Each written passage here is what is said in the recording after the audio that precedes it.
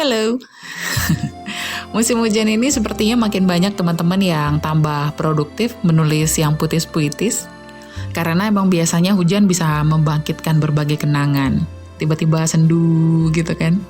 Tiba-tiba teringat yang dulu-dulu.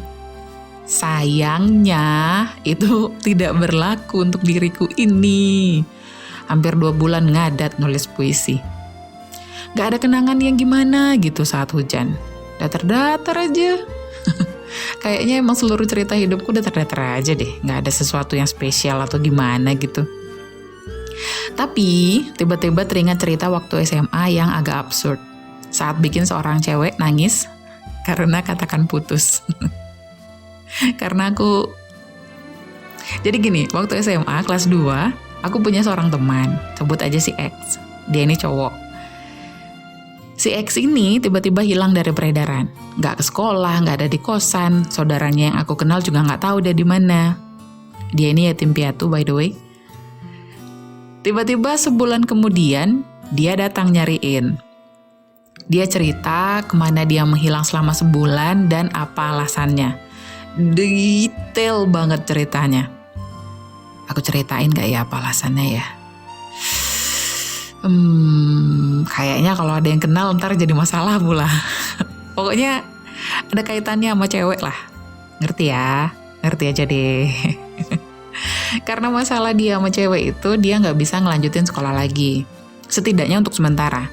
Karena setahu aku setahun kemudian dia lanjutin sekolahnya, tapi di provinsi yang berbeda. Si X cerita kalau selama sebulan kemarin dia ada di luar kota dan sengaja datang, nyariin. Selain mau cerita alasan kenapa dia menghilang dan berhenti sekolah, dia juga mau minta tolong sesuatu. Permintaannya adalah untuk menyampaikan kata putus ke pacarnya dia. Pacarnya satu sekolah sama kita, adik kelas. Aku kenal baik sama ceweknya karena satu ekskul. Waktu itu aku iyain. Karena apa ya? Kalau diingat-ingat sekarang, kenapa juga aku bilang oke, aku bantuin nih gitu. Nggak tahu lah. Mungkin karena kasihan ngeliat dia. Mungkin juga karena kasihan sama pacarnya. Si cewek, pacarnya itu, sebut aja si A, udah beberapa kali nanyain kemana si X kok hilang gitu aja, nggak ada kabar.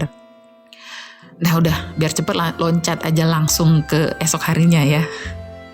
Jadi esok harinya sepulang sekolah aku nungguin si A. Aduh, aku masa itu belum pernah pacaran. Jadi belum pernah diputusin, belum pernah mutusin.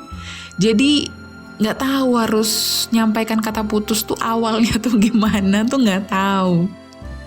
Dan aku juga gak ingat waktu itu mulai ngomongnya kayak gimana. Yang aku ingat adalah kami berdua duduk di bawah pohon cemara di pinggir lapangan basket di sekolah. Setelah aku bilang kalau si X nggak bisa lanjutin hubungan mereka, and bla bla bla bla, si A ini diem aja. Awkward banget. Aku nggak tahu harus gimana karena dia tiba-tiba nangis.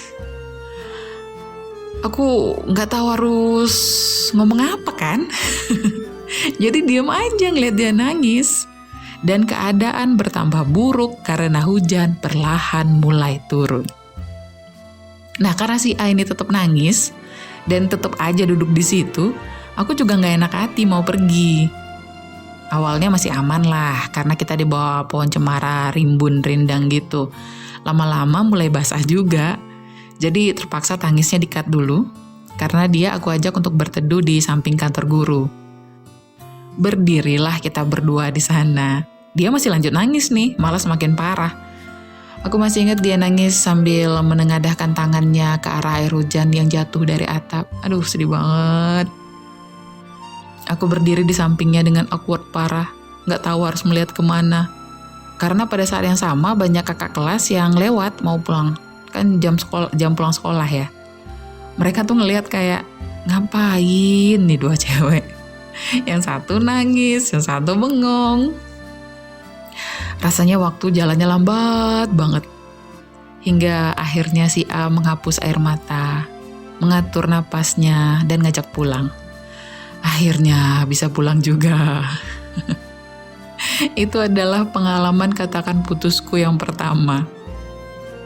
Setelah tamat SMA, rasanya aku pernah ketemu 1 kali sama si A.